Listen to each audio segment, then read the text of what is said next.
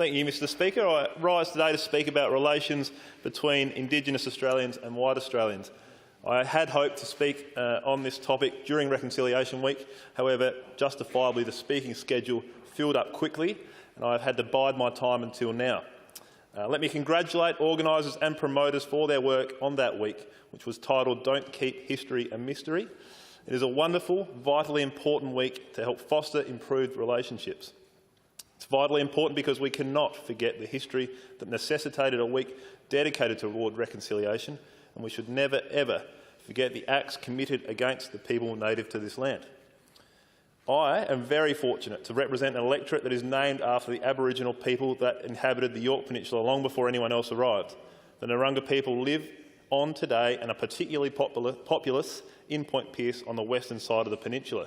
They live there and enjoy a close connection to the land, particularly to Wardang Island, which is located in the peaceful waters of the Spencer Gulf. They have the benefit of possessing a relatively large parcel of prosperous agricultural land in trust, which is farmed by an area farmer for the benefit of the community. Indeed, the Labor candidate who stood against me at the most recent election is a Narungga man. Doug Miller is an impressive bloke who I have a great deal of respect for and was a worthy candidate, no doubt. It is a beautiful community full of wonderful people, and I have been fortunate to visit and have had a number of the community members visit my office a number of times since the election. Unfortunately, Mr Speaker, it is a divided community at this time. The former government's desire to sign a treaty between Aboriginal people has caused a rift between people in the town. There are those who think the treaty is a good idea, and there are those that think the treaty will be to the detriment of their people. There are those that think it is just a further way to ostracise the Aboriginal people. It is the latter group that is underrepresented and has not been heard vocally, those who I am standing up for today. These people have not been heard yet, certainly not consulted by any ordinary definition of the word, and who want to have their say. I can hardly imagine a more divisive thing than signing a treaty between people of equal stature inhabiting the same state. A treaty, by its very definition, is an agreement between two sovereign states, two discernibly different people. Signing a treaty between people of the same sovereign state creates an us against them environment, almost by necessity, in order to satisfy the definition of the word treaty. It is unavoidable and inevitable. It is divisive and damaging. All people in the state want the same thing, Mr Speaker, that is equality for Aboriginal people. But this should be achieved by outcomes, not hollow words on a bit of paper signed by people in Adelaide far away from the view and influence of a wide range of Aboriginal people. The people of Point Pearce need to see more of the money earned from their land flowing through to their community, rather than being chewed up in pointless bureaucracy. They need to see more opportunities for their own ideas, for free enterprise to flourish and jobs created. They need to see improvements to their houses and living conditions. They need to see actions, not words, and there has been very little action over the past 16 years, and only words.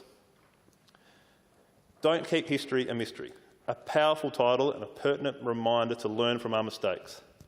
Only 2 weeks ago I was visited by an Aboriginal person who came to my electorate office seeking urgent help.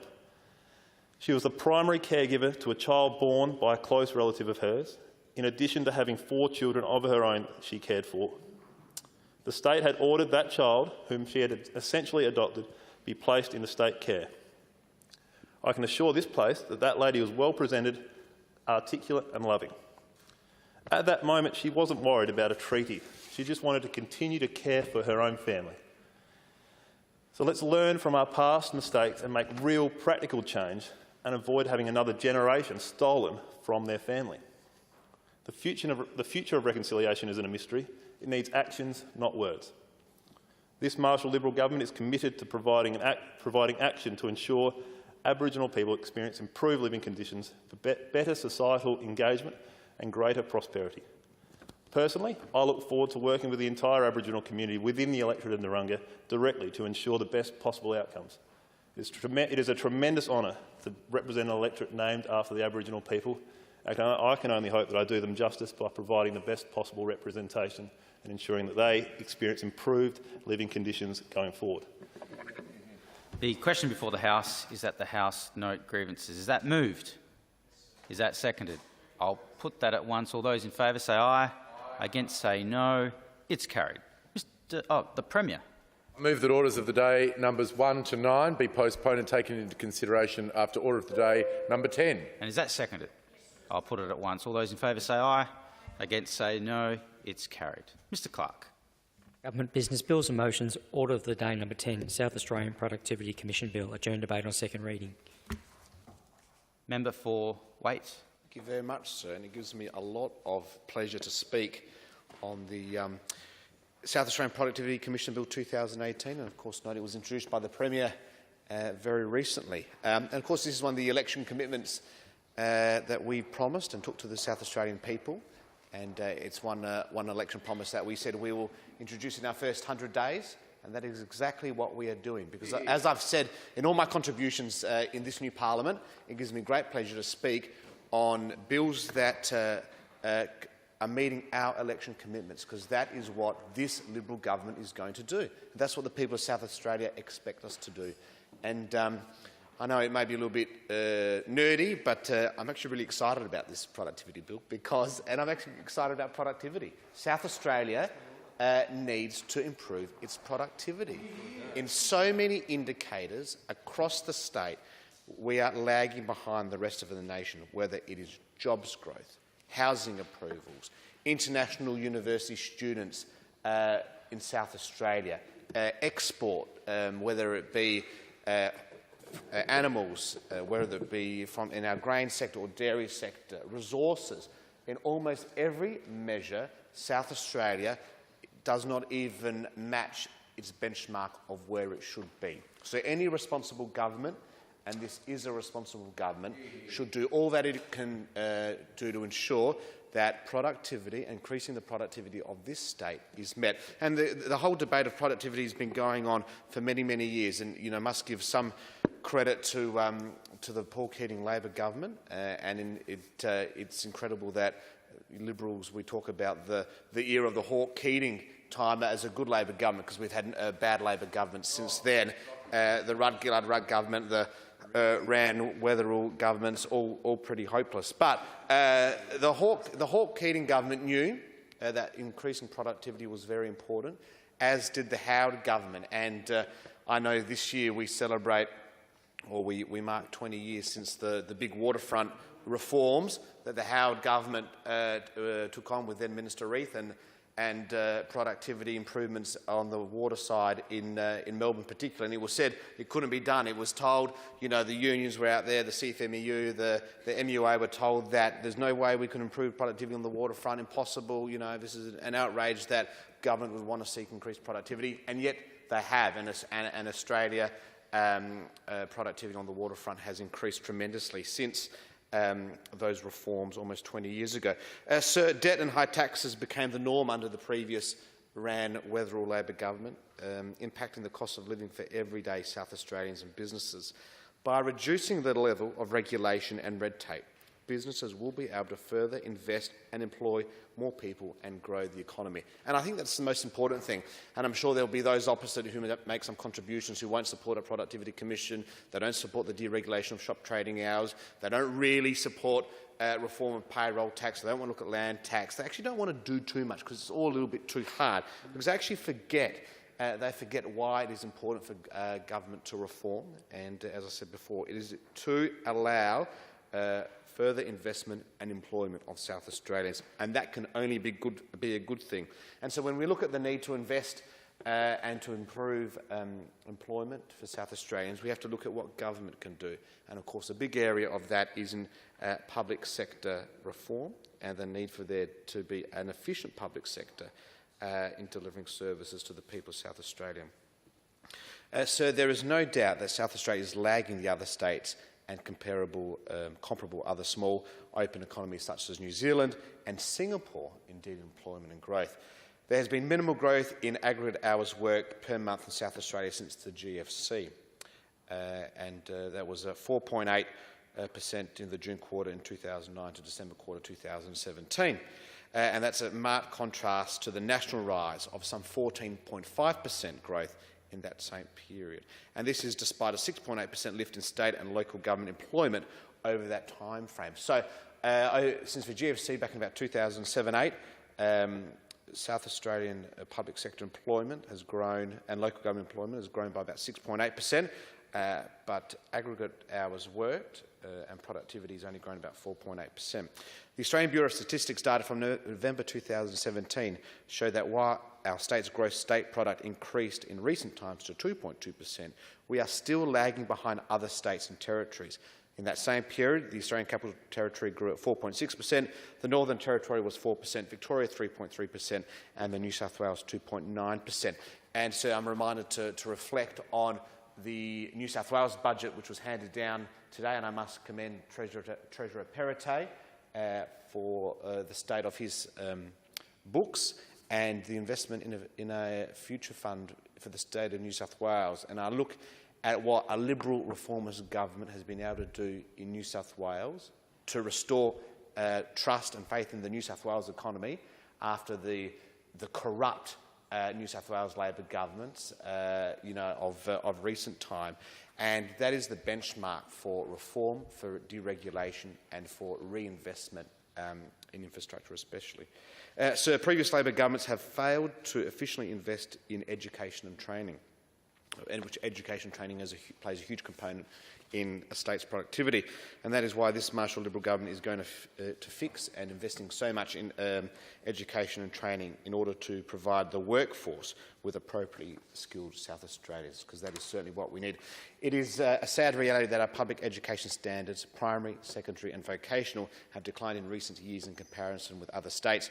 Public education is critically important to the future capability of our state and future growth and productivity growth as well. So in February 2018, the SA Centre for Economic Studies released a report entitled "To Ignore Reform is to Ignore Opportunity, Creating a More Effective and Sustainable Public Sector." Well worth a read for those who are interested. Key elements of the report highlighted the following critical factors in maximising the underlying levels of economic activity and productivity, and I quote, these are institutional quality, i.e. our public sector, the quality of government itself, alongside of policy objectives and efficient implementation, monitoring and evaluation, and spending on basic or low-risk essential services and infrastructure. And if you look at those individually, it's important that we have a quality public service, that institutional quality. It's important that we have a frank and fearless public sector with public servants who are committed to serving the government of the day. We don't need public servants who are servicing factional interests or former union employees. We need a public service that is focused on serving the government of the day and ultimately the people of South Australia. The quality of government itself, and I know the Premier has long spoken about the need for accountable Westminster government, and that is what we're going to deliver. That in itself is a driver of productivity. Alongside of policy objectives, and the establishment of Productivity Commission plays into our desire for Infrastructure SA, for long-term planning that seeks investment and attracts job creation here in South Australia. A long-term investment plan that will be driven through both this body and Infrastructure South Australia that allows capital to flow into South Australia, because we can't build the infrastructure that we need for tomorrow. We can't expand our ports, our roads, our rail infrastructure if we don't have capital. And access to capital and access to markets is so important for businesses and government here in South Australia. And of course, spending on basic or low-risk essential services and infrastructure. So investment in public health is really important, and that's why renewing the REPAT and creating that into a genuine health precinct is so important. It's why investing in the Modbury Hospital is so important, in the QEH is so important, and investing in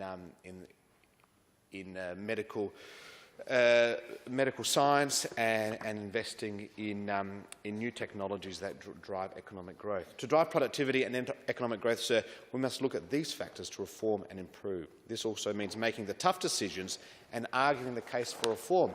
And I sense for those who read the paper, this government is going to have to argue the case for reform, especially around deregulation of shop trading hours.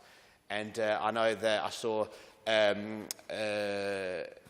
Ms Burke from the other place was in my community yesterday, and good on her for visiting Blackwood, out there talking to some shop traders.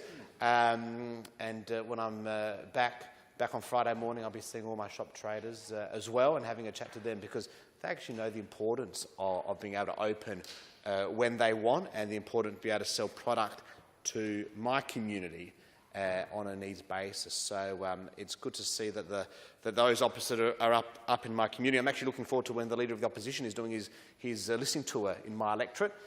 Looking forward to asking him a few questions about what a Labor government about 20, 30 years' time might want to do for my electorate, so that would be very important. So in June 2015, the ABS stats released some stats showing relative to other states, South Australia's private sector is more reliant on small business activity, especially sole traders, non-employing businesses, to generate private sector employment. Some key stats from that report show that in this area, South Australia has the lowest share of employment accounted for by the private sector of all states, 87% compared to 90% on average across other mainland states. Highest share of non-employing businesses of all states, 65% of in total, 61% across other mainland states. And the likely highest proportion of employment in businesses employing less than 20 people. And so, looking at those numbers, when you extrapolate that, there are some trends in these figures that need to be reversed to improve our state's economy. Our ageing workforce and modest, at best, population growth is stifling our economic output. It is important that we outline a productivity framework to address these matters. And as I've said many times in this House, the depopulation of our regional communities and centres, as the member for Narungga knows so well, is having a huge impact on productivity, on growth, on business efficiency in his community, as well as parts of the member for Hyson's community as well. So in terms of the legislation before us and what it seeks to do, the Commission will be established as a statutory authority governed by the Chair of Commissioners, reporting to the responsible Minister, which at this time is, of course, the Premier. The Commission will be a tool to create appropriate and transparent public policy, which is so important. And the Commission will be politically impartial and provide advice and recommendations to the Government on which policies most affect the SA economy and how we can improve the state's financial position. An impartial Commission allows for policy to be developed that focuses on the benefit to community and the broader economy, rather than benefiting one sector, industry or lobby group. And I think that was the hallmark of the last 16 years of Labor government, where too often economic policy was created or made, mainly on the run, to benefit one industry, one lobby group at the time. And that is not what we're going to do. And it was great to read the Premier's remarks in the paper today about the need for there to be long-term sustainable platforms so business and industry know what the rules are and understand how the game works, not to be at the beck and call of a government minister seeking favour, seeking government grants that aren't properly accounted for and ultimately hurt the taxpayer. So the budget for the Commission will be settled through the budget being handed down in September, and we will ensure that the new Commission is well resourced. In terms of our public service here, Mr Speaker, the state government employs more than 12% of the SA workforce, approximately 100,000 employees. It's a very important employer in the state of South Australia, and their productivity affects the entire SA economy. We want to see our public service, and hopefully the Commission will as well, to work together to building better relations with the private sector to improve our economy together. We want to see the Commission charged with improving economic and productivity growth in South Australia in order to achieve the highest standards of living for all South Australians, because that is what we want. Ultimately, we are here as a government to improve the living standards of all South Australians, and that is what we need to do. Productivity is about producing, delivering or achieving more for every unit of resource invested. It's about providing better quality goods and services for more South Australians using the resources available at that time. So the objects of the Commission are outlined in the bill include increased employment, that's population growth both in Adelaide and in our regions, improving the quality and efficiency of services delivered or funded by government, improving the competitiveness of private sector investment, reducing the cost of regulation and removal of red tape, facilitate structural changes to our economy and promote regional development. And I think it's important that we do have a commission. I know the Federal Productivity Commission looks at the same as well. It's to facilitate those structural changes to our economy, and it's to think a little bit differently. And I look in the aged care and the health space, the opportunities that there is for this state to use our current problem, which is, I think, an ageing society, as a benefit to drive economic growth and to drive technology improvements to help the life of South Australians. There's going to be inquiries that the government will seek to do and have that power to do that, and of course there will be inquiries that the Commission itself can run. It is the intention of the government that matters of inquiry referred to the Commission relate to new investigations or those which build upon existing bodies of knowledge rather than replicating existing bodies of work. So the government is looking for a new vehicle, a new mechanism to drive new initiatives in terms of economic growth. In terms of the Federal Productivity Commission, and it's important to get some comparisons, the Federal Productivity Commission in its current form was of course established by the Howard government back in 1998, but there have been various commissions that exist in one form or the other since 1921. Current and past inquiries of the Federal Productivity Commission has looked at a wide range of topics. But they really look at and have looked at the competitiveness and efficiency of the Australian superannuation system, compensation and rehabilitation for veterans, national water reform, horizontal fiscal equalisation, automotive assistance, overcoming digital disadvantage and the like. And the State Productivity Commission, like its federal counterpart, will also look into services the government provides and where those services can be made more efficient for taxpayers. I think it's important that there will be probably tough questions that will come out of a future South Australian-based Productivity Commission. There will be ones that are controversial, and there will be recommendations that government might not always like. But I think it's important that we have this process. And if only we had this process that was established 10, 15, 16 years ago, I wonder where the South Australian economy would be today if we actually had the forward thinking of a Productivity Commission mounting the case and coming to government, and the government sitting down with the Commission and the people of South Australia to make hard decisions about the future of South Australia, not just having a government that put racked up debt on the state credit card. And I think that's really, really important. So the Commission will be empowered to provide its own analysis and recommendations free from interference, and the Commission will be required to publish final reports on its website, ensuring its analysis and recommendations are known to the public. Making their work publicly accessible is important for transparency purposes. And I go back to the recent South Australian Centre for Economic Independence Studies, talking about the transparency of government. The more the government puts out up front and is open and accountable, the better the decision-making process will be for all South Australians. Of course, the Commission will be able to have provisions for dealing with conflicts of interest, and are considered necessary because of highly specialised expertise required by the Commissioners and are consistent with some provision in legislation governing ASCOSA. So it's basically most important that this this legislation passes through the Parliament so we can actually get down to business of creating a new framework for South Australia. It's an important commitment. It's one we took to the election, as I said, sir, and this legislation will allow an independent body to be established to provide recommendations to support productivity growth and create new economic jobs for South Australia, for South Australians and for South Australian families. And if there's one thing that government should always do is look after the jobs of South Australians and their families, and I certainly support this bill through the House. Member for Lee. Thank you, Deputy Speaker, and I rise to speak on the South Australian Productivity Commission Bill 2018, and in doing so I ask the House to be aware that I'll be the lead speaker on behalf of the opposition about this bill, and I thank the member for I was about to use the D word, for his comments and contribution. The electoral D word, Mr. Deputy Speaker, not any other you might have been referring to. This bill is the legislative manifestation of an election commitment by the Liberal Party in the lead up to the last state election to develop a productivity commission for South Australia. Indeed, there was a commitment, Deputy Speaker, that the membership of the Productivity Commission will be determined within the first 30 days of government, Deputy Speaker. And despite despite the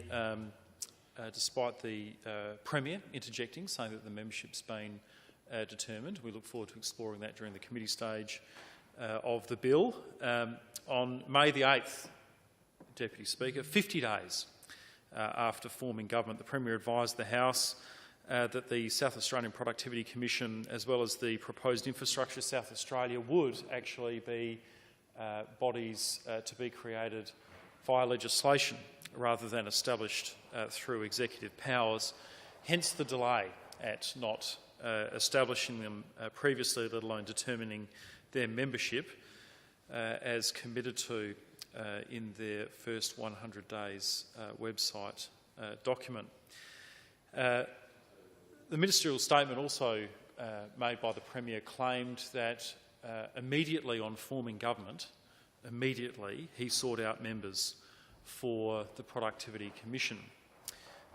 Now, only he will know whether that was the case or not. Certainly, there have been a number of people that have been reported to have been asked but politely declined the opportunity of being on the South Australian Productivity Commission. But nonetheless, by the 7th of June, the Premier introduced this bill into the House some 50 days after the 30-day commitment to establish the Productivity Commission and determine its membership. Whether it will be, of course, established within 100 days is not just contingent on its passage through this place, but also through passage in the other place.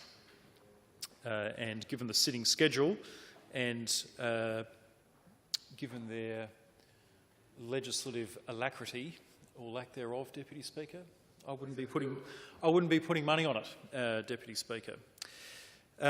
It's a bill I have to pay some compliment to the Premier on, however, because unlike a number of others introduced into this place in recent times, at least there was some period of letting the bill lie before the House and enabling members, including the opposition, the opportunity of being briefed on the bill before debate immediately started. And look, the member for Hammond interjects. He must think that this is a reflection. This must be a reflection on him. It's not a reflection on him at all. That briefly. Ah, okay.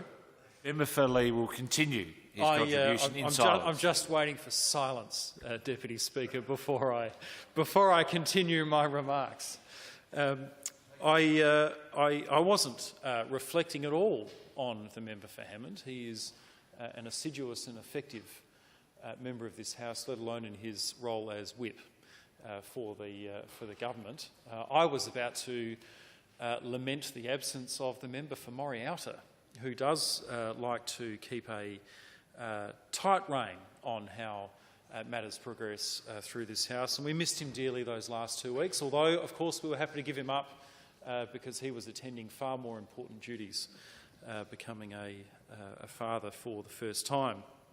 And let's hope that with the Premier's introduction of this bill, letting it lie before the House and affording the opportunity for members to have a briefing, that we can put an end to the opposition being put in a position where it's not ready to speak on matters, and where perhaps we will never hopefully see again a succession of 16 government members, Deputy Speaker, giving almost verbatim the same speech about the importance of amendments to the gift card regime that we have here in South Australia. That was. All those speeches should be framed and sent to everything. And Member for Lee, I don't think that bill's over yet. That was the extent of my reflection on it, Deputy Speaker. Point of order. Mr. Speaker, that bill is before the House. Thank you, Member for Lee. Thank you. As I draw my comments on that matter to a close, perhaps I can offer to the House that was an experience best enjoyed once and once only, Deputy Speaker. Oh, was on it. Thank you, Deputy Speaker, and thank you once again to the member for Hammond for his interjection and instruction in these important important matters. However, I will perhaps say one thing about it, and that's that despite introducing this bill and letting it lie before the House for some time, I would perhaps ask more generally of the government that providing only 48 hours notice to all members of Parliament for a briefing to be conducted on a Friday morning when many of us are likely to be previously committed, as I was, with electoral duties and also, in my case, an event that I had in the electorate, it puts us in a difficult position to go through the normal course of business in speaking with the government about their bill and making sure that we're in a position to deal with it as swiftly as the government would like. So I don't say that critically, except perhaps to ask that as these bills continue to come on from the government, if perhaps some invitation is extended to the opposition, perhaps through the Leader's office, or if you're confident that, you know which shadow minister might be dealing with it, perhaps organising that a bit more effectively so that perhaps we could spend less time in committee and more time in that briefing outside the House's time. That would be appreciated.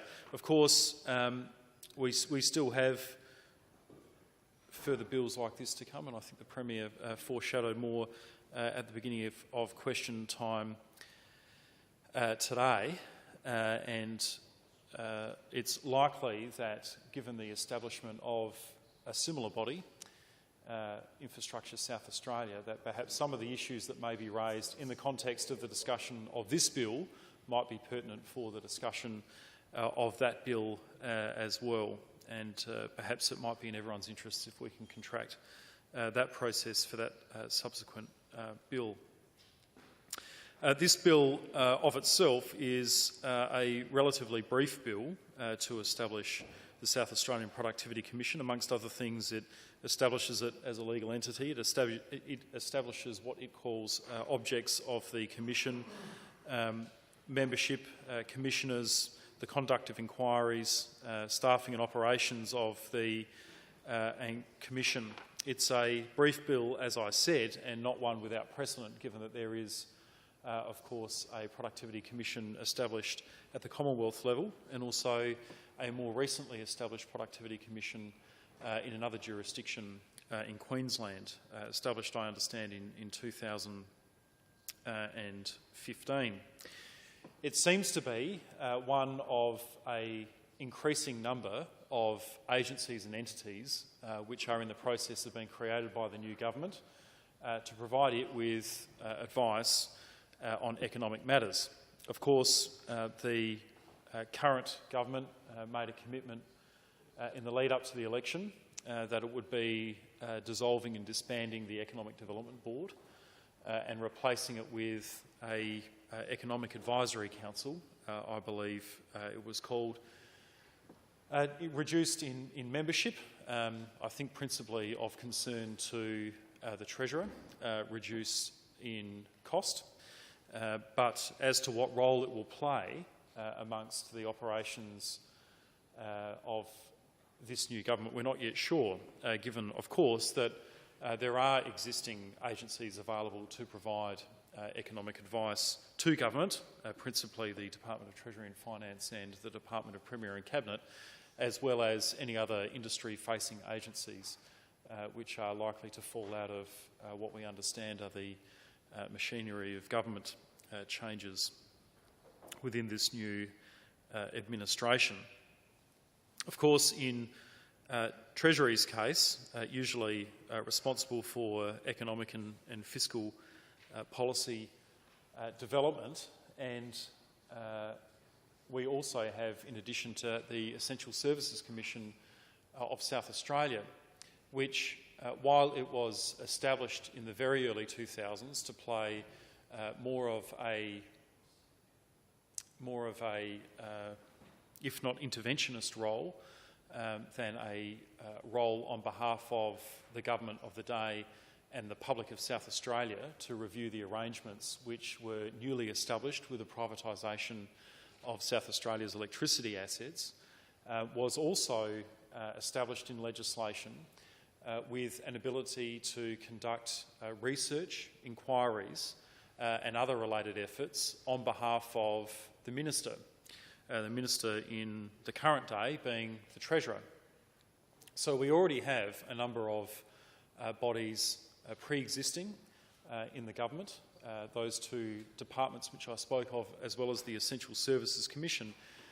And the Essential Services Commission, of course, has conducted this exact same work previously for government on reference from a minister to look at microeconomic policy issues to either identify opportunities for change or reform, or at least to provide some light, some focus on the activities of an industry for the benefit of the government and in turn the people of South Australia.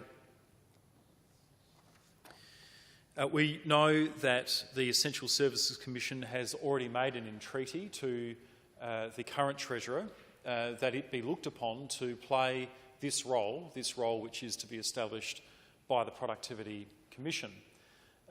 We know this from documents released to the opposition under Freedom of Information determinations, that they have specifically offered that opportunity to the government.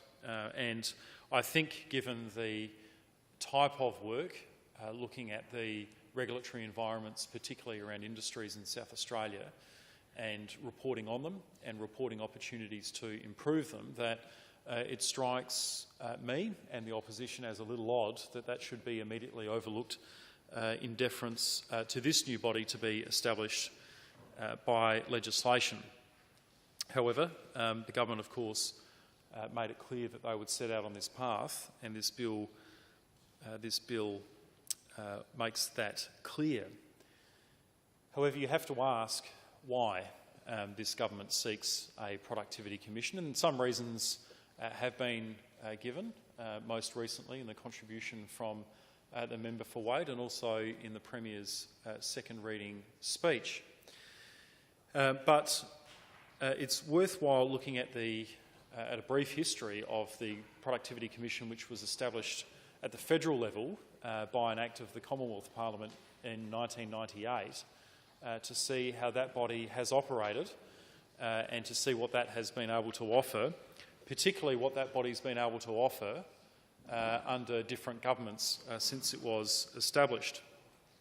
As I mentioned, it was established in 1998. It was an early initiative of the then Howard government, and it was established not long after, in 1996, the collapse of a number of agencies and commissions which between them had responsibilities for providing economic and policy advice, particularly around regulatory environments and microeconomic reform opportunities. They were the Industry Commission, the Bureau of Industry Economics and the Economic Planning Advisory Commission.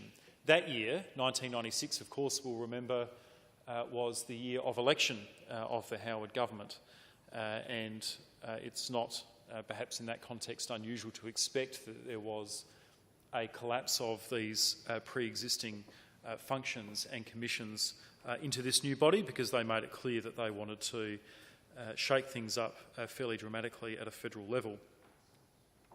It was the first time in 1996 that a Conservative government had been elected at the federal level for 13 years, since the Hawke government was elected in 1983. And it's worth reflecting, I think, in the context of this bill, that the Hawke and Keating governments, which are widely recognised as being the most reformist governments in terms of monetary policy, of fiscal policy, of economic policy, and in particular microeconomic policy, that they were able to do so relying on those agencies existent at the federal level without a productivity commission. They relied very heavily on the advice that was provided to them by the Commonwealth Treasury. They relied very heavily on the advice that was provided to them by the Department of Prime Minister and Cabinet, as well as, from time to time, some of those departments which were industry-facing and facing specific industries. And it was an extraordinary reform record to achieve in a climate where there wasn't necessarily an external bureau or agency or commission which was relied on to tackle what in today's political environment would be considered very difficult or very thorny issues of economic reform. That simply wasn't required. What was required back then was a government which knew what it was seeking to achieve via the processes of reform in fiscal or monetary policy or microeconomic policy reform. And you only need to look at the recollections of people like former Prime Ministers Bob Hawke and Paul Keating, as well as ministers within those cabinets about what they were trying to achieve. And they knew inherently that the path to improve standards of living, greater social equality and equity throughout equity of opportunity for the Australian people could well be achieved through improvements to the Australian economy and sectors within it. They were able to take on and map out this reform agenda because they had not only that understanding, but they had an inherent trust and faith in the public service that was advising them.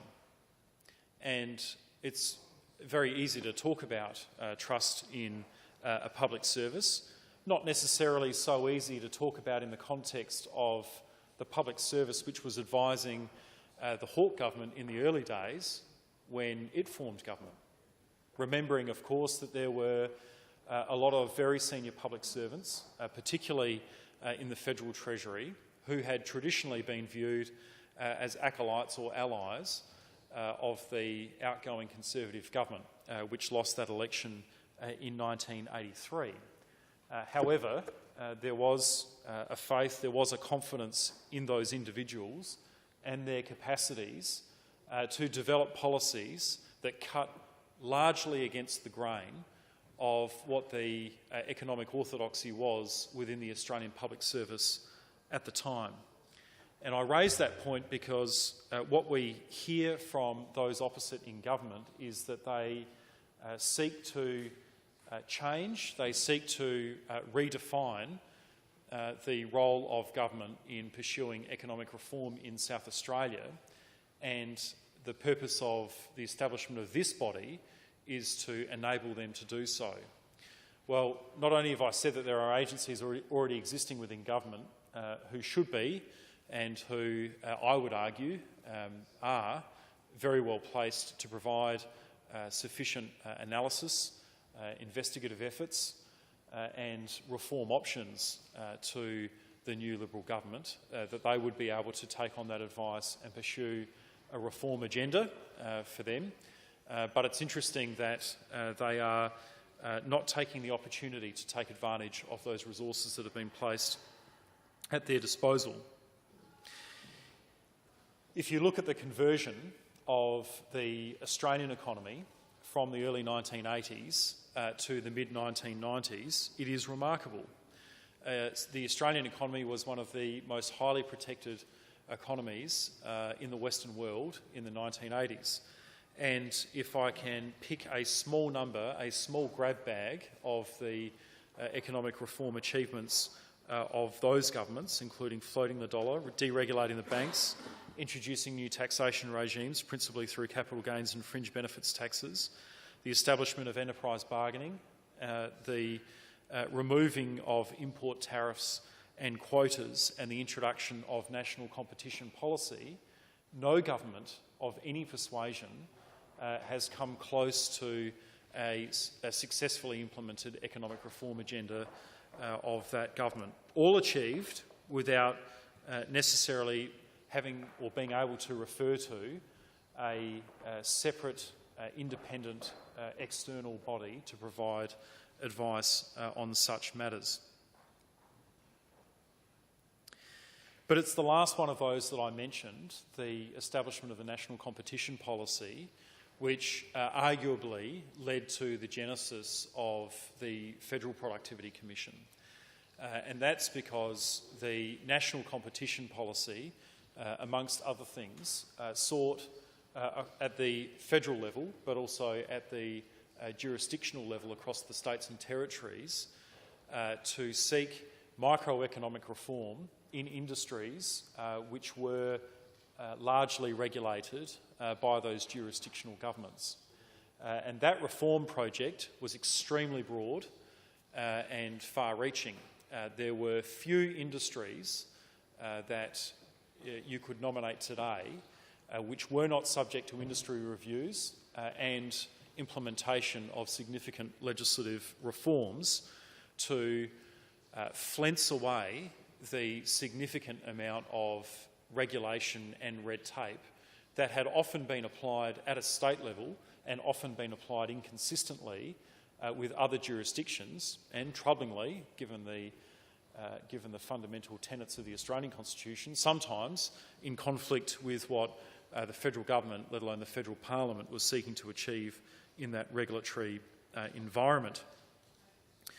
Out of that, competition policy was a particular focus on government enterprises, government-run businesses which were established by governments to provide services and sometimes the sale of goods to communities where there may be also private sector entities seeking to provide those same goods and services.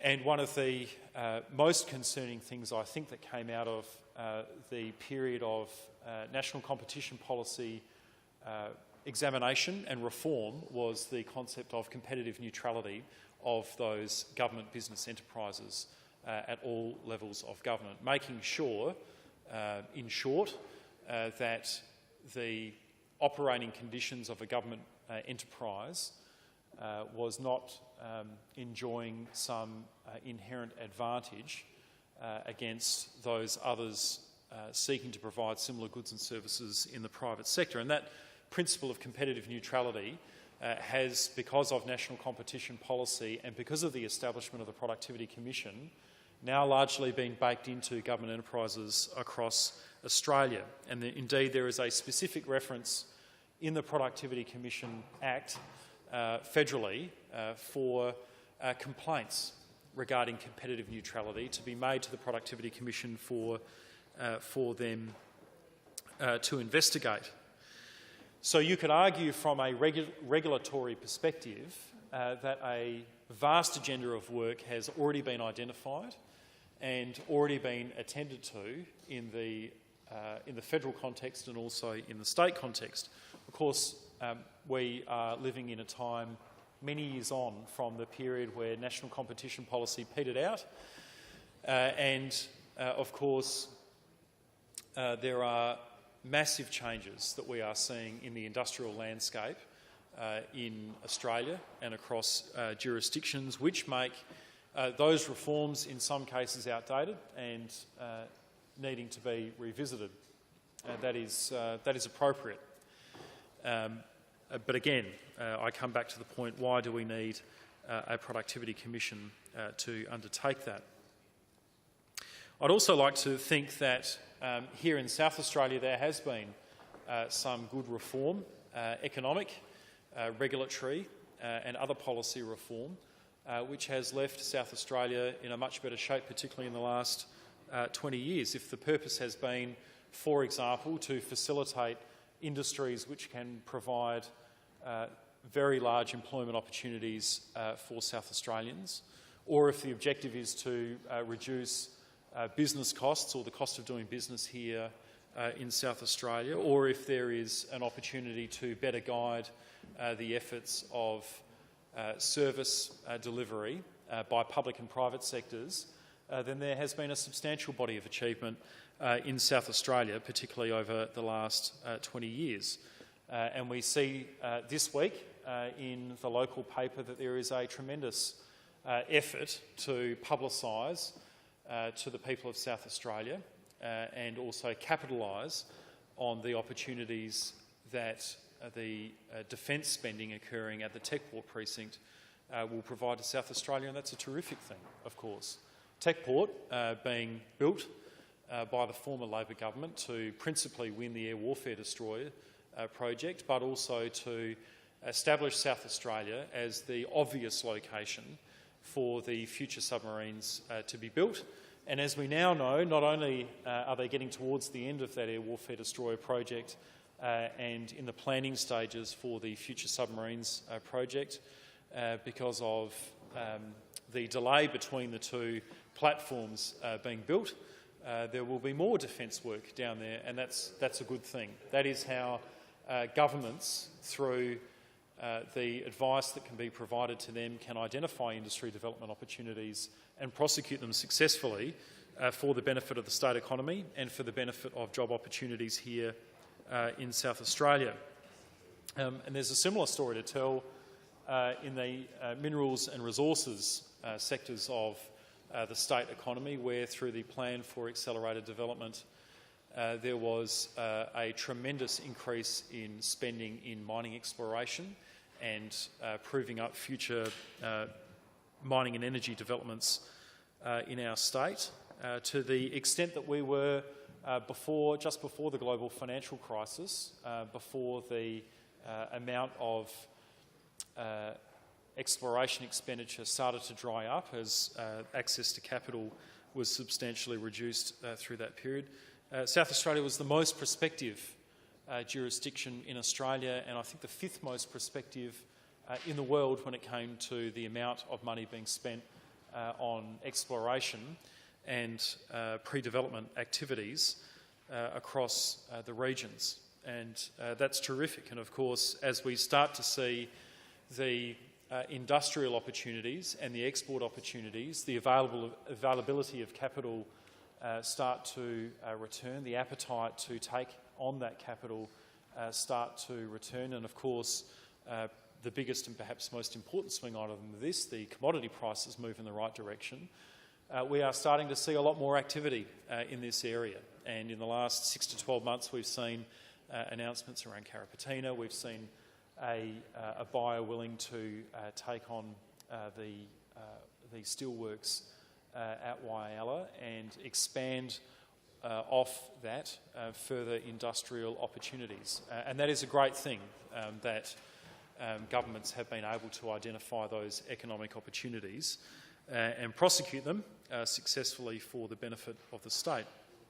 And of course, in terms of regulatory reform, you wouldn't have to go too far past the reform to the work cover scheme to see how that can reduce business costs significantly for South Australian companies, as well as the very significant reductions to the payroll tax liabilities of South Australian companies. This year, South Australian businesses, through successive reductions to payroll tax liabilities, this year businesses will be saving in the order of $220 million against the payroll tax rates and threshold that were in existence before the former Labor government came to power. Land tax reform, there is a saving to private households, businesses and businesses of well over $100 million a year. And in terms of stamp duties and other transactional taxes, a further $250 million each and every year. And it's no wonder that when you relieve South Australian households and businesses of a taxation burden in excess of $750 million each and every year, that KPMG often rates South Australia as Australia's most competitive place to do business. Indeed, it was only yesterday, I think, that the Financial Review reported South Australia as the third lowest taxing jurisdiction in Australia. And these are good things. And when you take on top of that large reforms to industry regulation like the planning reform taken on by the member for Enfield. Also, I guess, in conjunction of mapping out the activities of the industries interested in planning and development matters, like the 30-year plan for Greater Adelaide, when you provide them guidance like we provided to the mining sector and the energy sector with the regional mining and infrastructure plan, when you provide a pipeline of bankable projects like we did through the 30-year infrastructure and transport land use plan, integrated transport and land use plan, then you can see that there is a significant body of work that can be achieved not just at the federal level, as was done prior to the Productivity Commission being established at that level, but what's been able to be achieved here in South Australia.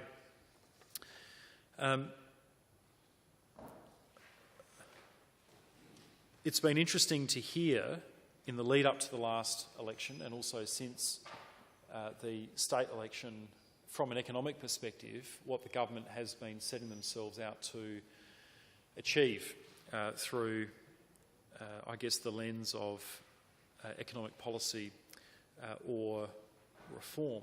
And while even the Premier himself has been quick to admit in forums like Talkback Radio that, of course, he's been more than happy to leave his former job behind of merely opposing the government of the day for the sake of it and getting on with governing for the benefit of the state, of course that meant that at times there were mixed messages from those opposite on matters to do with the state economy and the superintendence of some of those policy levers which influence economic interactions, like state taxes and like industry policy.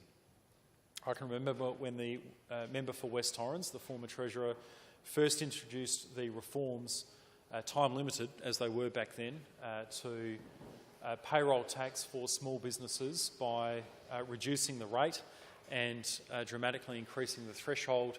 The Labor government then was criticised by those opposite for doing so, and of course, as we now hear, those payroll tax cuts are not just to be maintained, they're to be further built on with further changes to the payroll tax regime here for small business in South Australia. We've heard that the new government will not be supporting industry assistance and will not be supporting any provision of direct financial assistance to individual companies here in South Australia. And when that statement was reiterated recently, a question was asked of the Premier, would that extend to somewhere like Liberty One Steel at Whyalla? The answer was, oh no, of course not. I mean, that's something entirely different. In fact, even today, the member for Schubert, the Minister for Re-announcing Labor Initiatives, was down taking as I understand it, an unsuccessful ride in a autonomous vehicle. I feel his pain there. I feel his pain there. Well, look, look. I'm the first to make light of hitting that kangaroo, but there is a misconception about it. It's referred to as a blow-up kangaroo. It's referred to as a blow-up kangaroo, and members might be interested to know it was actually stuffed, and without that, without the additional weight of the filling of that kangaroo, the disconcertingly pleasing thud that it made as it made contact with the front of the vehicle wouldn't have been perceptible on Channel 7 News that night. But I'll move on from that small correction of the record from the interjection of the member for Hammond. The member for Schubert reiterates the Premier's line that he won't be supporting direct financial assistance to industries or to specific ventures within companies, and yet this morning was down snipping the ribbon on just one such endeavour. So it's interesting to see perhaps at this stage that the walk is not quite reflecting the talk coming from this government. What we have heard also is that from the Premier and also, again, the member for Schubert, there will be an aggressive deregulation agenda from this government, an aggressive deregulation agenda from this government. And perhaps we would be bemused if that was the environment which we should experience reforms coming from the new government. That the bills which have so far been considered by this place were actually to increase the regulatory burden so far, and by that yes, you ask, and so I'll advise, if I'm not in serious breach of standing orders, the thing that people stop me in the street the most about, the thing that people have stopped me in the street the most about, gift card reform, of course. That's one example. And the other one, which, that's right. And look, if the Premier had paid attention to my insubstantial comments on that bill, he would note that we do care about consumers. In fact, it was a Labor government that introduced the Trade Practices Act and the Fair Trading Act here in South Australia. And so while it was perhaps somewhat onerous to sit through that debate, that is a bill that we've supported. But I make the point that amongst the first pieces of legislation to come into this place, we're not removing regulation, they were in fact increasing it. So we wait to see how this aggressive deregulation agenda is going to manifest itself. Of course, we're still awaiting the shop trading hours bill, which is meant to embody this aggressive deregulation. As the Treasurer notes, it's been a difficult bill, apparently, to draft, which is interesting to those of us on this side. Obviously, he has to delineate between the religious importance of Christmas Day on the 25th of December each year and the resurrection of Christ. Member for Lee. On Easter Sunday. Member for Lee. Yes. That particular bill is still before the House. Shop trading hours? No, gift cards, which you referred. About shop trading hours. I've moved on. My apologies. Well, let's bring regardless of that, let's bring the comments back to the Productivity Commission bill. Thank you. Thank you. Member for Lee. Thank you. Thank you for your guidance, Deputy Speaker. Political commentators, of course, are quite keen to say that in the current political context that it can be desirable to have a Productivity Commission. And the reason for that is that it's useful to have a body beyond government, outside of government, which can test economic policies and research economic reform initiatives which perhaps would be beyond the pale of a government of the day to have the wherewithal or the courage to take on. That in itself, I think, is a very poor reason to be establishing one of these bodies. I've already spoken in some detail about the substantial, truly aggressive economic reform agenda of the Hawke and Keating governments, done only by researching and inquiring into policy reform options from within the public service. And I think it says an unflattering amount about perhaps how these political commentators see politicians today at any level of government, or perhaps it's an unflattering reflection on what capacities we might have as politicians today, where we cannot take on economic reform opportunities if we don't have the courage to initiate those reform inquiries and the development of those policy options from within government. Why are we here if we have an agenda which we believe in, which we would like to see implemented, if we're not game to be honest with the people of South Australia about, if we're not game to be upfront about, if we're not game to task the independent public service to get cracking on? What can be so alarming or so egregious to the public of South Australia in terms of economic policy reform, that the government needs to be inoculated for the period in which it's examined and these policy options are developed. Now, perhaps to provide some context around that query, it's perhaps worth looking at some of the work that the Productivity Commission has undertaken in more recent times at the federal level. When the Rudd Labor government was elected in 2007, it tasked the Productivity Commission as an extra set of arms and legs to undertake analysis and investigation of reform options which it had already said that it was in favour of. And I'll give you an example. The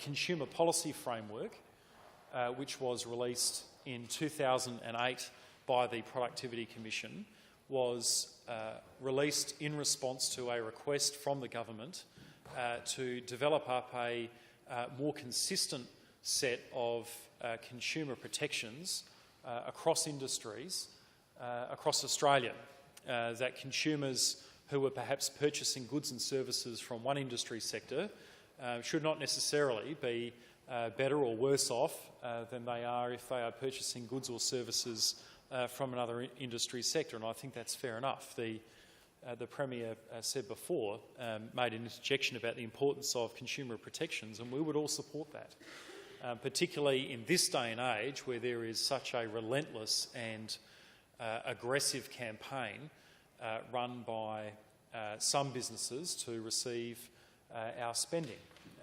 And that's perhaps worthy of a whole other topic of discussion.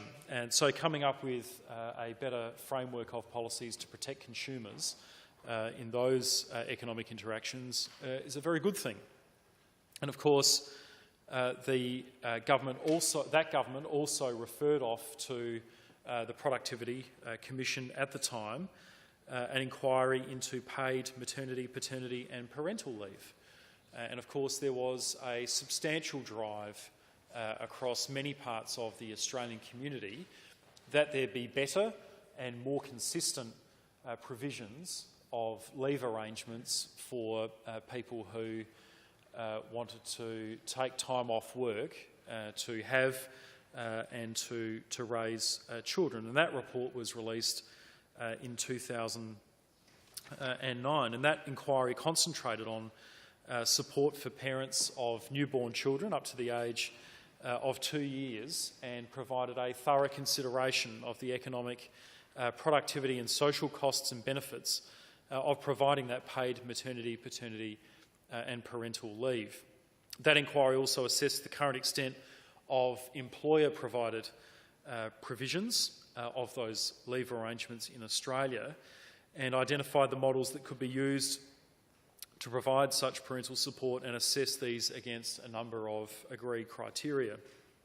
And that included those arrangements and as they would impact on business, their cost effectiveness, the labour market consequences, indeed what were the work-family preferences of parents in these situations, child and parental welfare, and the interactions with the social security and family assistance systems as they were at the time. And it assessed the impacts and the applicability of these various models across the full range of various forms of employment, such as wage earners, the self-employed, shift workers, farmers, to name but only a small number. And it assessed the efficiency and effectiveness of government policies that would facilitate the take-up of these models. And I think it was of great relief to most South Australians that as a result of that inquiry, when the Productivity Commission had been tasked on behalf of the government to work out how they could best implement their desire to provide improved leave arrangements to parents, that in the federal budget of 2009-10, the enhanced arrangements were funded and provided for. And that's another good example of how a government can be upfront with what they are seeking to achieve and use a productivity commission to be an extra effort around the table to take on the task of developing up reform options. It's not, as those social and political commentators often say, getting them to receive some sort of reference on the quiet to prove up the case for some reform, which would at best be controversial and at worst be deleterious to some people's financial and economic interests. Another reform, I think, which was upfront and very positive from the Productivity Commission was requiring the Productivity Commission to inquire into the performance of the public and private hospital systems. And if you cast your mind back to that time in federal government, or indeed that time in federal-state financial relations, there was a commitment hanging over from the 2007 federal election from the then Prime Minister to fix the health issue and to come up with an agreed formula of funding from the Commonwealth to the states and territories to better provide for the treatment of Australians in our hospitals and in our public health systems, and for the Commonwealth to take on a larger share of the funding task for the public health system. And that inquiry was of incredible importance, given that other than other transfer payments like the goods and services tax grants which are made to the states and territories, those funds which are provided by the Commonwealth to the states and territories for health constitute the next biggest amount of money. And when you had a Commonwealth government saying that they wanted to step that up, that they wanted to provide more money, using the Productivity Commission to establish a fair and reasonable basis for doing so was a very welcome thing. And of course they developed out of that, and I know that I will not get the nomenclature precisely right, but they effectively came up with unit pricing for health services across both the public and private hospitals.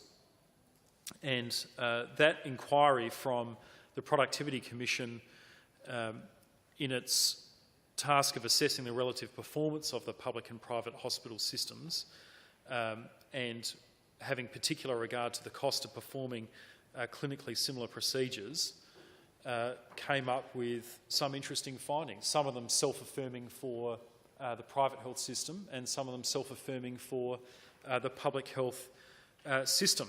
And I think that was of relief to, broadly speaking, the health sector at large, that both the public hospital system and the private hospital system, as well as other parts of the public health and private health networks, had valuable and much-needed roles to continue playing. That is another good example of how a government can be upfront from the outset with what they are seeking to achieve and use a body like this, which is arm's length, to be an extra set of arms and legs to make sure that that policy reform is executed most beneficially. And of course, the outcome of that was terrific for South Australia. There was the flow of many hundreds more millions of dollars a year in health funding from the Commonwealth to the state, of course,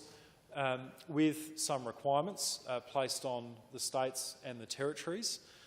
There was what was very difficult to get used to, unless, of course, you work at a professional services firm, a extremely detailed reporting arrangement which needed to be established and conducted regularly. And that is one example of how I think the effort that the federal government and the Productivity Commission put in to get that funding model right imposed some improved transparency and accountability requirements on the states. Again, I think in 2013, using the Productivity Commission to examine and inquire into ways in which Australia and New Zealand can better forge and grow the economic ties between those two nations. The Closer Economic Relations Inquiry did identify ways in which we can best take advantage on both sides of the Tasman for the economic and indeed the people flows that occur. That's terrific, and of course the inquiry released under the Gillard government in 2012, Barriers to Effective Climate Change Adaptation, which particularly in the context of the national electricity market, perhaps still is a point of significant contention amongst different perspectives. But that was an important inquiry for a government to initiate, to provide some context and framework, let alone just the admission that climate change is occurring and that it is likely to have very profound impacts on the business of government, let alone the impacts on the community around Australia. That was a watershed moment where a government again had used the Productivity Commission for purposes which were declared up front and which provided a lasting and improved outcome for public policy here in Australia. And perhaps the last one I would touch on, which I know is dear to the hearts of particularly many regional MPs, and that's the inquiry that was conducted into drought support and making sure that the provision of drought support by the Commonwealth Government in all of its different forms was being provided for in the most effective way possible. And of course, there will continue to be arguments, as there should, with whoever the government of the day is, about the timeliness and the quantum of drought support, but the recognition of how critical it is and how best to deploy that support was very welcome. So that's a brief clutch of examples of how a government can be upfront with what it's seeking to achieve in a policy perspective and use a Productivity Commission to better inform and better put together policy changes.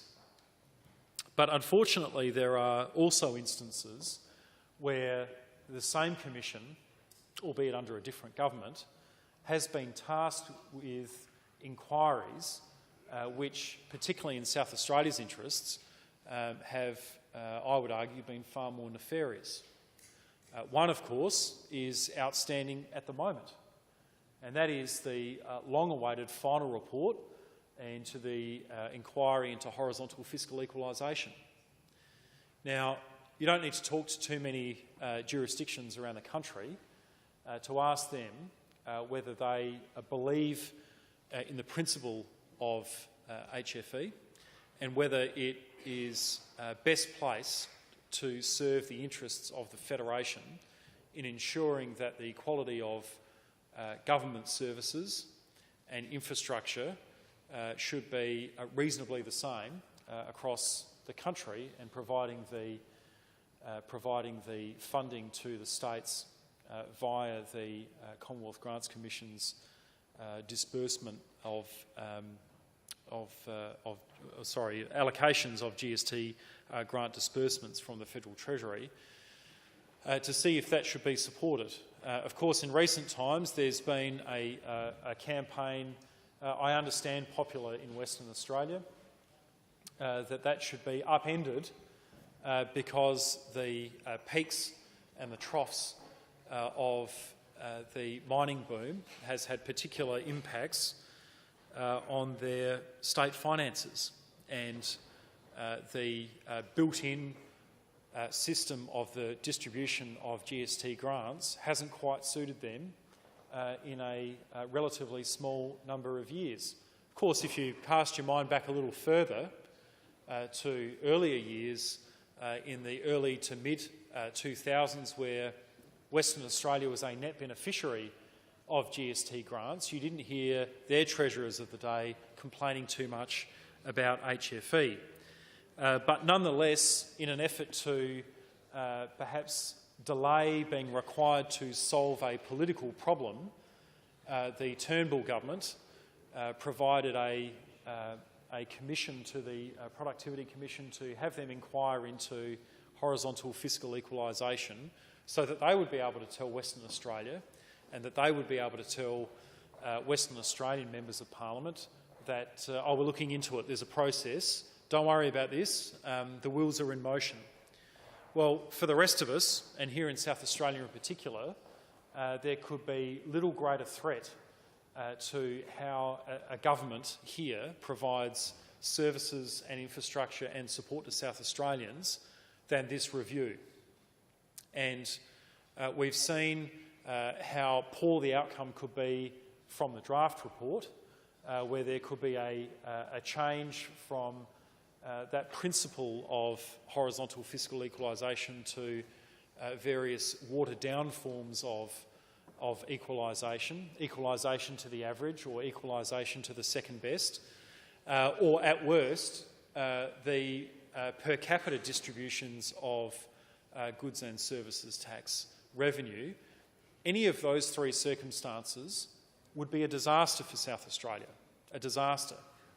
And it was extensively debated and extensively argued, and only on the basis of the protections and the provisions of that original intergovernmental agreement on federal-state financial relations, which saw the states agree to and support a new goods and services tax being implemented, and the basis on which that would be distributed, we are now seeing this being put under substantial threat. And I think that's terrible. And it's even more terrible that the government we have, which has issued that inquiry, which is in receipt of the final report, refuses to release that final report. I presume because there's a clutch of by-elections which are coming, one of which is particularly sensitive for the government, one of which actually happens to be here in South Australia, and that one, of course, which includes a candidate who, in terms of GST revenue distribution, tends to be a bit of a flat earther, who says that the current system of distributing GST grants is broken, it needs to be fixed, and that by extension South Australia is receiving too much revenue. Well, that would be an absolute disaster, and no wonder that case is being so heavily prosecuted in the federal seat of Mayo against the Liberal candidate Georgina Downer for her comments when made as the research fellow at the right-wing think tank, the Institute of Public Affairs. That doesn't surprise me. That doesn't surprise me at all. In fact, it surprises me even less in the case of the member for Schubert. I'm sure there's all sorts of Simpsons-like stonecutter organisations that the member for Schubert may well be a member of that I'm not privy to, and that is as it should be, Deputy Speaker. That is, yes, and so it should be. So the member for Lee won't respond to interjections. Not now. Not now. Not ever, member for Lee. Speaker. Of course not. Of course not. But that, of course, is not the only one, Deputy Speaker. That review or that inquiry into horizontal fiscal equalisation. Of course, we had the inquiry into Australia's automotive manufacturing industry, which was commissioned by the Abbott government in late 2013. And of course, we now know the basis of that was to kill off this industry here in Australia, principally affecting South Australia and Victoria. with terrible social and economic consequences. We know that in the lead up to the 2013 federal election, Holden presented a new business case to the then federal Labor government. It was an update on the deal struck in March 2012 for Holden to agree to build the next generation Commodores and Commodore and Cruise models in Australia between 2016 and 2022, with the then federal government, Victorian government and South Australian government agreeing collectively to provide direct industry assistance of $275 million. Now, it's important at this juncture, Deputy Speaker, to recognise the structural reform which had been underway for the best part of 30 years when it came to industry policy for the automotive manufacturing industry here in Australia. And that was essentially to remove tariffs and quotas and other trade protections from that industry and replace that version of industry policy instead with industry assistance grants predicated on robust business cases put forward by companies like Holden here in South Australia and in Victoria, like Ford over in Victoria, and like Mitsubishi here in South Australia. Tariffs, I think, if I remember this correctly, were as high as 55% or perhaps even higher in those early years of automotive manufacturing in the 50s, 60s, 70s and into the early 1980s, and progressively lowering those tariffs to allow the industry a time to adjust and replacing those trade barriers, those tariffs and those import quotas with direct financial assistance was seen to be and continues to be regarded to be a less burdensome way for industry assistance to be provided in terms of consumers because they are not paying the artificially inflated new car prices when they go to purchase a vehicle, and a more transparent way because it requires car makers to provide a business case for the development and the production of future models for assessment and negotiation around industry assistance by government. And of course, government in a Westminster responsible government setting is then open to obvious questioning and accountabilities, both directly to the public and through the media in assessing those cases. So this was already an industry which had gone through a rapid change, well, not a rapid change, a significant change over a period of 30 years in industry assistance policy. And we were seeing these car makers diversify their models and diversify their product offerings to the public to take account of changing tastes and respond more quickly to consumer tastes and demands that perhaps compared to examples like some of the stuff that was coughed up in previous times, like the Leyland P76, for example. I understand that has a strong fan base that remains, Deputy Speaker, and I seek not to insult them. But I'm sure we can agree, if you put that vehicle aside, the Ford Territory, for example, or the VF Series 2 Commodore, that you can see which vehicles have been more responsive to consumer tastes and trends. But of course, that inquiry was commissioned to make the economic case specifically for a very dry economic rationalist coalition government at the federal level to remove industry assistance from the automotive manufacturing industry in Australia. To the point where when there was conjecture about whether Holden was in a position to reaffirm its commitment to the business case that it had put to that former Labor government in 2013 in the lead up to the election late that year, The subsequent Treasurer, Joe Hockey, stood up in federal parliament holding the Fin Review and dared them to leave, dared them to pack up and go. And of course we know why. It's because he wanted them to, so he didn't have to pay those monies in industry assistance. And so that is an example of how productivity commissions can be used as stalking horses for unpalatable and extremely disruptive changes to economic policy settings to the detriment of communities and state-based economies like it has been here in South Australia.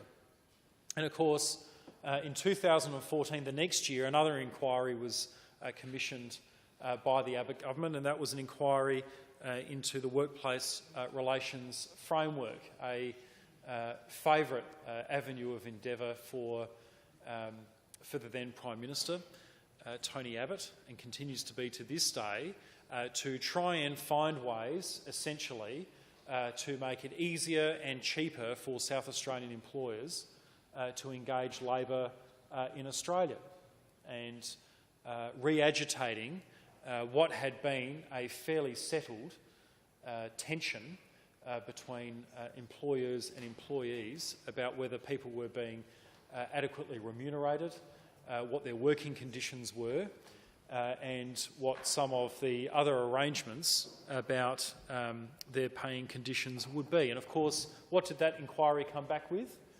Well, it's not that hard to see, Deputy Speaker. It was strong recommendations around the reduction and the removal of penalty rates from classes of workers, a way in which some of our lowest paid workers, some of Australia's workers who find employment difficult to hold, transitory, unstable, most poorly remunerated, how they can be done over by removing what to them can be very lucrative payment arrangements, which quite often help, for example, retail workers put food on the table for their kids. And that is another example of how a productivity commission can be used as a stalking horse by particularly a conservative government to make policy change that is not in the interests of South Australians, and in this case, in South Australian workers. The last example I'll give on this note was the inquiry into public infrastructure in 2014, again commissioned by the Abbott government, and that was to inquire into ways in which to encourage private financing and funding for major infrastructure projects. Now, of itself, that is not such a bad thing, and we've seen the former Labor government here in South Australia engage in public-private partnerships to build new schools, to finish off the PPPs which were commenced under the former Liberal government in the late 1990s and very early 2000s into the provision of new regional courtrooms and policing facilities, and of course with the new Royal Adelaide Hospital. But of course what this came back with is a series of recommendations which, amongst other things, recommended toll roads as being a preferred way of financing new or upgraded road infrastructure, something which at least this side of politics continues to rail against. A very much 1990s solution to a road financing crisis which is looming towards us over the next 10 to 15 years as we see the gradual decline of fuel excise revenues and a current coalition government which has just dropped the anchor on infrastructure spending across the country, let alone here in South Australia. That well has well and truly dried up, to further mix what was already an uncomfortable metaphor, Deputy Speaker. So that is a number of examples why we see this bill come into this House with some trepidation, that we see this as an opportunity for this government to be less than forthcoming about what its economic reform agenda is, if indeed it does have a reform agenda, or whether it's going to appoint a group of individuals to colour in between the lines what this government should be doing when it comes to reform.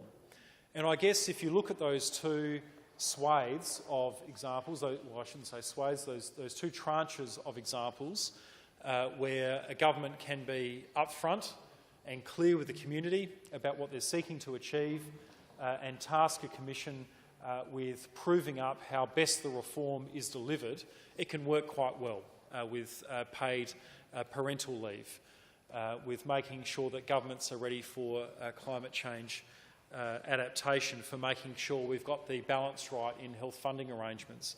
But you can also see where there is huge danger for South Australia when we see the same organisation being used as a stalking horse to take away GST grants from South Australia, to end automotive assistance and chase thousands of jobs out of this state's economy, or indeed to levy additional road taxes on people through toll roads with public infrastructure. And so this government asks this parliament for an enormous indulgence, I think, to consider passing this bill. We are expected, essentially, to take it on trust that what is proposed by this government should be signed up to, should be enabled, knowing that we have seen other Conservative governments use these as essentially weaponised economic policy agencies to make sure that some of those people who need governments to stand up for them the most in our community, low-paid workers, people confronting the health system in need of its services, and people who like to see the common standard of infrastructure and service delivery in state governments improved through things like fair distribution of GST grants. Those things are the sorts of things which Conservative governments have placed at risk by using these organisations.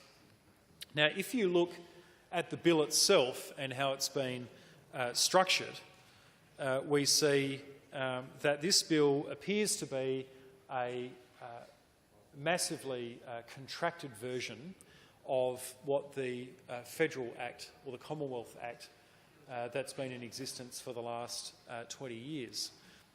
There is a almost verbatim copy of Section 8 of the Federal Act in establishing Section 6, I think it is, of this Act. And that is, as I referred to earlier, Section 5 of this bill, and that's the objects and the functions of the Commission. Almost a word-for-word plagiarism of what is taken from the Federal Act, but with a few notable changes. Of course, the federal section of that Act refers to increasing employment, in particular in regional areas. Here, for some reason, the regions have been forgotten when it comes to employment. That in itself sounds alarm bells. But it does raise the question that if this bill is largely a bill which has been cut and pasted from the federal bill, all 9 pages of it, why has it taken so long to bring into the House? Why has it taken so long to bring into the House? If the hardest part of the bill, establishing what this commission should do, is essentially just lifted from another act in existence elsewhere, you've got to wonder why it's taken that long. And there are also some other notable exceptions which perhaps go to why this is such a concise bill. There are some important provisions of the Federal Act, and there are some important protections of the Federal Act which are simply missing from this bill. There is no minimum requirement to the background or the skill set of commissioners for the commission that's to be established under this bill. However, there is within the Federal Act, and that is surprising. that is surprising. There is also, I think, concerningly, there is also a watered-down set of requirements around the other working arrangements of commissioners and potential conflicts of interest.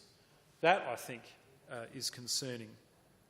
There is also, of course, very little in this bill which requires interaction with the Parliament. In fact, this Act sets up the Commission so the Commission's almost sole interactions are with the responsible minister, who, and I'll perhaps ask this question during the committee stage, is, I assume, either the Premier or the Treasurer. Indeed, if it wasn't for, I guess, the standard requirement for an annual report to be made and furnished to the Parliament, you would have to ask why this bill is necessary at all. All of this can be done under executive power. This can be established, members can be appointed, members can be remunerated, members can be discharged, inquiries can be undertaken, and advice received and acted on or not acted on purely within the arrangements of executive power as they currently stand. The passage of this bill does little to further advance the legal requirements of it. I do perhaps admit that this bill establishes this commission as a body corporate, as is the case with other statutory entities which are established by legislation. But that is pretty much it. So we've been kept waiting more than 50 days past the due date for this to be established and the membership to be appointed, and we have a bill which merely pays some lip service to an arrangement which could be done executively rather than legislatively. And I can't help but suspect the reason why we have a bill which has such little parliamentary interaction for this commission that merely seeks to establish a relationship between a body and a minister is because there's some sort of embarrassment about this not having been done sooner, and we need to provide the veneer of needing to go through a parliamentary process in order to miss the deadline, which I think is disappointing. Not necessarily from my perspective, but certainly from the government's perspective, that's another promise which has been broken. And there are things, I think, that if this Parliament is to pass this bill and see it enacted into law, that this bill is seriously deficient in. I'm also aware that there are other members of Parliament, not necessarily of our political flavour, that feel very much the same, that feel that if the Parliament is going to be asked to establish this organisation, then this organisation, this commission, should have some more formal relationship with this Parliament. And in that respect, I foreshadow that there is likely to be a suite of amendments which will be brought to this bill in the Legislative Council, which will be considered in due course. And at that time, until that time, I can advise that the opposition won't be standing in the way of this bill passing through this House, but we look forward to improving this bill quite substantially if and when it appears before the other place. Member for Narungga. Thank you very much, Mr Deputy Speaker. I rise wholeheartedly to support the South Australian Productivity Commission Bill 2018 and congratulate Premier Stephen Marshall for introducing this bill. It's wonderful to see a Premier who's committed to an efficient, productive state. I see this as an essential piece of legislation offering exciting potential to deliver big picture change for this state, and the bill's intent is to establish a statutory independent body not directed in its functions by government and with the prime mission to improve the productivity and efficiency of the South Australian economy. This bill and its intent I see as being at the core of all that this side is working toward: to lift growth, improve services, lift competitiveness for business by removing unnecessary red tape and reducing costs of regulation, to generate and create new industry and to improve transparency and accountability for every single tax dollar collected and spent. And, a particular favourite of mine, a clear objective of the new South Australian Productivity Commission will be to promote regional development as the recognised potential significant driver it is for future economic growth for our state. For all these reasons, this important bill was scheduled pre-election to be introduced in our first 100 days in office, and I am very pleased that it has been recognised as urgent in this way. And to have an opportunity to stand today in support of this bill and its intent is very pleasing. I value this bill for all the reasons mentioned, but also because of the exciting potential a proactive productivity commission can offer this state. The opportunity for research and policy development, creative thinking for innovative solutions, and the opportunity to use the best brains across multiple sectors and industries we have here in this state. It is exciting to consider such a platform could be the catalyst for a state growth revival, which can only bring with it fresh, new public confidence in our state's leadership and governance to ultimately raise the standards of living for all South Australians. The intent of this bill, too, epitomises the core of Liberal Party values, of individual freedoms and free enterprise, virtues also at the heart of my maiden speech in this place when I talked about the reasons I decided to stand for election as the member for Narungga, and why I believe the electorate has so much untapped potential and is worth standing up for. I stood for election to build and progress and instigate great change for the people who live within my electorate, to develop policy and regulation to encourage new industry, particularly in the agriculture and primary production industries in rural areas. And I'm a proud advocate for any policy development which can stop the drain of young people from regional areas to Adelaide, and even worse, then from Adelaide to interstate. And I believe the establishment of an independent commission such as the South Australian Productivity Commission can offer much to address adverse trends such as this. It is essential young people who we have so well educated stay in South Australia to live and realise their dreams and aspirations, to work, build families, create and support local businesses and services, to be proud South Australians. For this drain to be stopped, there must be jobs growth, new industries created, new businesses encouraged, attractive standards of living created. More and more, we realise that government cannot entirely be relied on for job creation, and that it's time to empower the private sector to fill voids.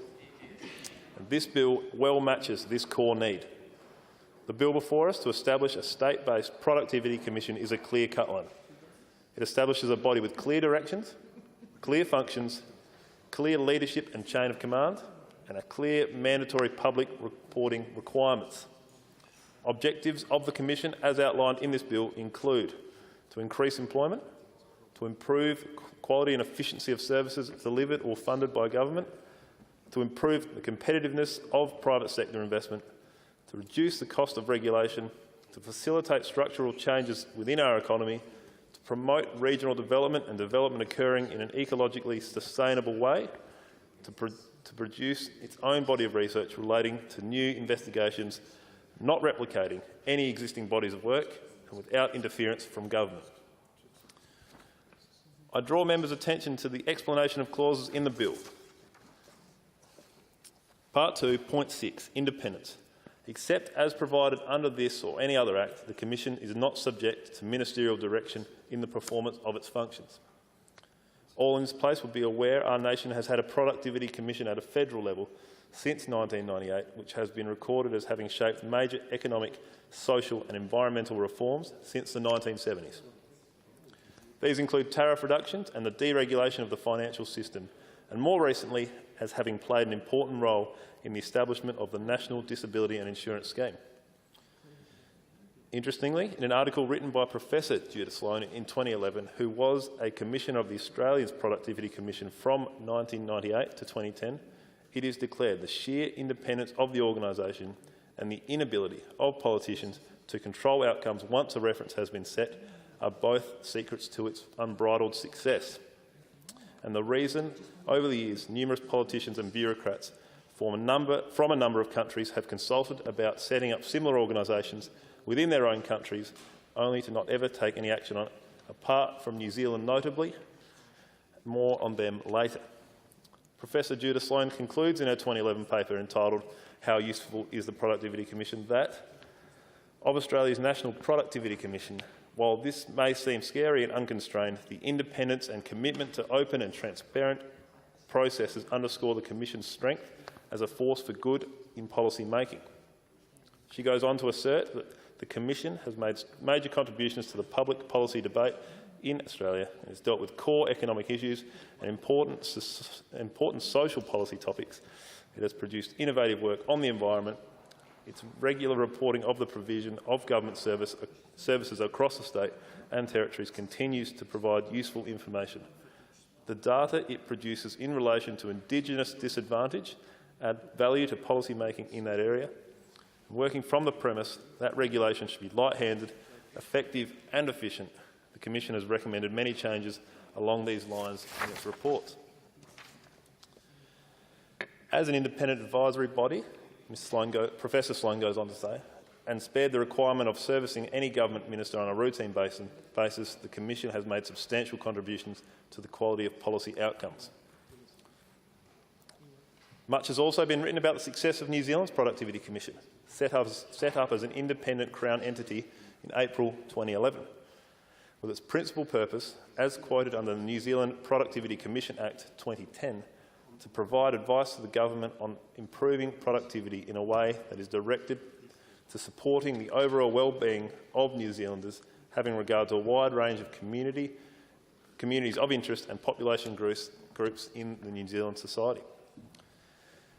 Its definition of productivity is also interesting, and I quote from the New Zealand Productivity Commission website, with its mantra of productivity growth for maximum well-being. It states, productivity is about how well people combine resources to produce goods and services. For countries, it is about creating more available resources, such as raw materials, labour, skills, capital equipment, land, intellectual property, managerial capability and financial capital. With the right choices, higher production, higher value and higher incomes. With the right choices, higher production, higher value and higher incomes can be achieved for every hour worked. The next question answered in the report is, why does productivity matter?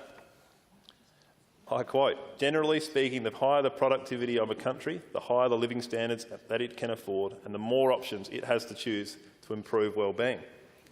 Well-being can be increased by things like quality healthcare and education, excellent roads and infrastructure, safer communities, stronger support for people who need it and improved environmental standards.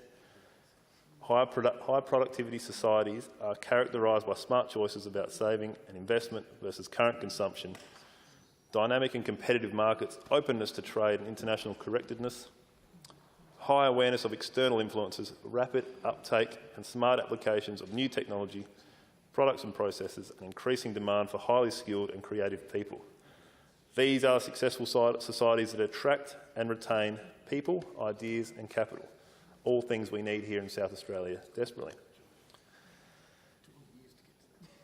The need to improve productivity was particularly important to New Zealanders back in 2010 when it slipped from the top 10 to number 21 in the list of wealthiest countries in the OECD.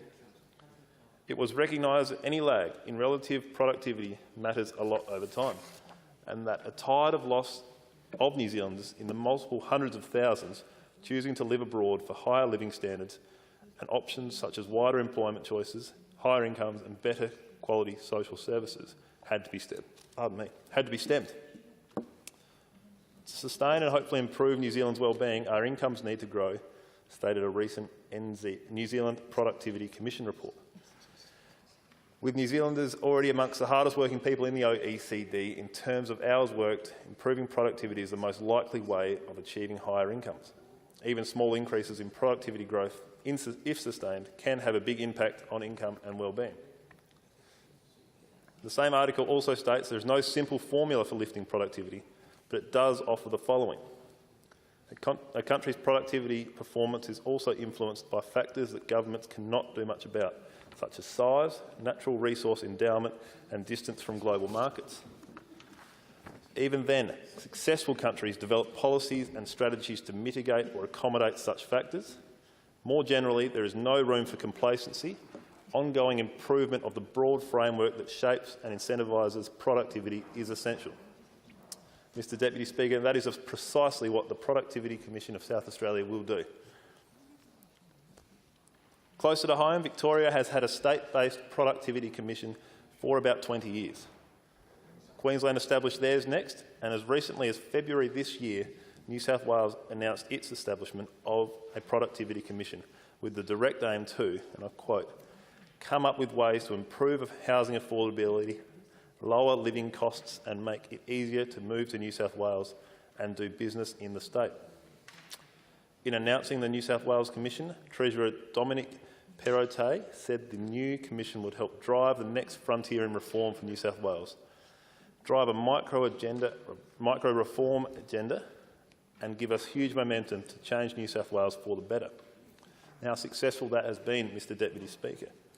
Media of the day referenced our Federal Productivity Commission as having recently estimated that reducing regulatory compliance costs by about 20% could boost New South Wales gross state product by $6 billion a year in the long run. Former New South Wales Auditor General Peter Acterstrat, well remembered for having found a $1 billion error in the New South Wales accounts in 2012, prompting him to warn that the state was a billion-dollar business, not a school tuck shop, was named the first head of the New South Wales Commission and took up his post only about 3 weeks ago, on 21st May. He said, among the Commission's first tasks will be examining the build-to-rent sector, which encourages institutions to construct homes that are destined for rental rather than sale, exploring common expiry dates for multiple vehicles, reviewing government procurement practices, and investigating mutual recognition of licences and certificates with other jurisdictions. The New South Wales Treasurer was quoted as saying Mr Acterstrat would have a mandate to bust red tape and make New South Wales the easiest place to do business, and that if we are going to keep lifting living standards, tackling productivity is non-negotiable. Mr Deputy Speaker, the situation is no different here in South Australia. Tackling productivity here is non-negotiable here either. This is not an abdication of decision-making by this new government, Mr Deputy Speaker, rather an effort to arm ourselves with sufficient evidence to make an informed decision. Where the former government was more interested in pork barrelling certain seats, this government will ensure that each project or undertaking is given proper consideration of its merit with the best possible information. Indeed, as I have already highlighted throughout my speech, there are other comparable jurisdictions who utilise the immense advantage that having a Productivity Commission can provide. That it is working so well in other jurisdictions should be evidence enough for those in this place and the other to support the speedy movement of this legislation through this Parliament. One wonders about the benefits of having a Productivity Commission in the past and going forward into the future. I wonder about the benefits toward regional communities that the Productivity Commission will support in its pursuit of regional development, and a number of decisions that it may not have supported or would have been found lacking if it were available in the past. I suspect that the Productivity Commission would have never supported the lowering of speed limits on regional roads in lieu of investing in the maintenance of those roads. Without the electoral imperatives, as it was titled by a former Premier, to invest in regional roads, the previous government made a conscious decision to decrease productivity. Consider how much longer it took truck drivers delivering the product of primary producers to port on poorer quality roads at lower speed limits. It would amount to a matter of days by the end of the harvest and be a severe impost on primary producers in regional areas. Similarly, I suspect going forward into the future, the Productivity Commission would provide emphatic support for the Liberal Party plan to lift the payroll tax threshold here in South Australia. There is no way that a tax on jobs can be considered productive or efficient in any way, and I look forward to supporting the passage of that bill through this House as well. All policies developed by the Liberal Party are about increasing productivity for all sectors of South Australia in ensuring government becomes streamlined and efficient, providing opportunity to the private sector to thrive by removing unnecessary regulation and rule, and importantly, providing essential infrastructure for all regions of this state to fulfil the tasks that keeps the state functioning. Establishing the South Australian Productivity Commission will aid this government in obtaining information to support that pursuit. With that, Mr Deputy Speaker, I'll commend to the House this important motion to establish a South Australian Productivity Commission as soon as practically possible. I look forward to the expeditious process of this bill through the House, and encourage all in this place to offer similar support for the good of our state going forward. Member for Colton. Thank you, Mr Speaker. I also rise today to support the South Australian Productivity Commission Bill of 2018. The introduction of this bill, as you know, delivers on one of this government's key election commitments to establish a state-based productivity commission here in South Australia. It also fulfils another